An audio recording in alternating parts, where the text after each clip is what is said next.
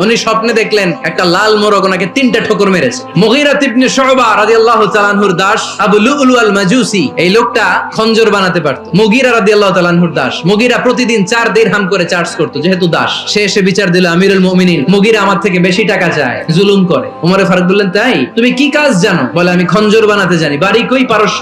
আরে তুমি খঞ্জর বানাতে জানলে তো 4 দিরহাম অনেক কম, সে তো আরো বেশি টাকা নেওয়া দরকার ছিল তোমার থেকে। আবু লুলুর এই কথা পছন্দ হয় নাই। সে কয়, ওমর, তুমি সবারে দয়া দেখাও আর আমার ক্ষেত্রে কঠিন নিয়ম বানাইলা, দাঁড়াও এই নিয়ম তোমার আমি দেখাবো। এই রাগে সে বাড়িতে যে একটা খঞ্জর বানালো। খঞ্জর চিনেন? কিছুদিন আগে ওমানের সুলতান কাবুস ইন্তেকাল করেছে, জানেন আপনারা? ওনার এই কোমরের মধ্যে খঞ্জর থাকতো, ছবিতে দেখছেন? আরব শায়েখ যারা সুলতান আমির, সে বাসায় যে একটা খঞ্জর বানালো, যেই খঞ্জরের 2 মাথা আর ধরার হ্যান্ডেলটা মাঝখানে, এদিকেও ছুরি এদিকেও ছুরি, যাতে এইভাবে মারা যায়। সে ধার দিতে লাগলো আর বললো, ওমর দাঁড়াও, তোমার আমি দেখাবো। ওমরে ফারুক মসজিদে নববীর ইমাম, ফজরের নামাজের সময় এই আবু লুলু আল মাজুসি চাদর পরে লুকিয়ে লুকিয়ে, সে অগ্নি উপাসক, মুমিন নয়, ওমরে ফারুককে অ্যাটাক করার জন্য গেলেন। তখন ওনারা অন্ধকারে নামাজ পড়তো। নামাজের সময় যখন হলো, লুকিয়ে লুকিয়ে প্রথম কাতারে ওমরে ফারুকের পিছনে মুয়াজ্জিনের পাশেই দাঁড়ালে, হাতে খঞ্জর, একামত হলো। ওমরে ফারুক সালাত শুরু করলেন, ফজরের সালাত, আল্লাহু আকবার শুরু করলেন, সূরা ফাতিহা বললেন। আরেকটা সূরা যখন পড়তে যাবেন, in the mean time Abu Lulu এই খঞ্জর নিয়ে ওমরে ফারুকের বুকের মধ্যে 3টা স্টেবিং করলেন। একটা মারলেন নাভির নিচে,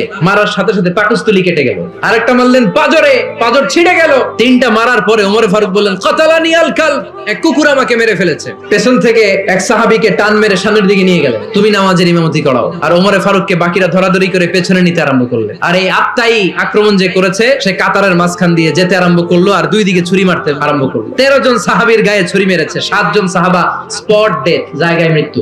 এই ভয়ঙ্কর অবস্থা দেখে এক সাহাবী, বুরনুস, এক ধরনের জুব্বা আছে মাথাওয়ালা, অনেকে জ্যাকেট পরছেন না এরকম মাথাওয়ালা, লম্বা জুব্বা আছে, আরবরা শীতে পরে মাথাওয়ালা, এই মাথাওয়ালা জুব্বা বের করে এক সাহাবী জালের মতো তার দিকে উড়ায় মারল। ওই বুরনুসের মধ্যে পেঁচিয়ে আবু লুলু মাটিতে পড়ে গেল আর সুইসাইড করে ফেললো, নিজের বুকে নিজে মেরে আত্মহত্যা।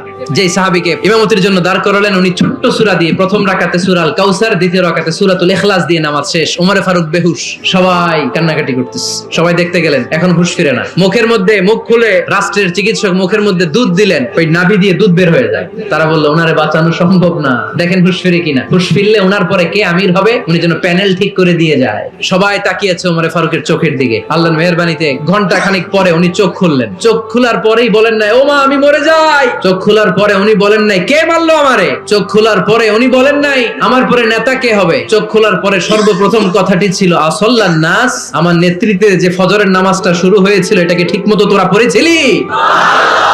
This is Omar, our super hero. নেতা অনেকগুলো লাগে না, এরকম নেতা একটাই যথেষ্ট, যে গোটা বিশ্বকে কাঁপায় দিতে পারে। চিল্লায় বলো ঠিক কিনা?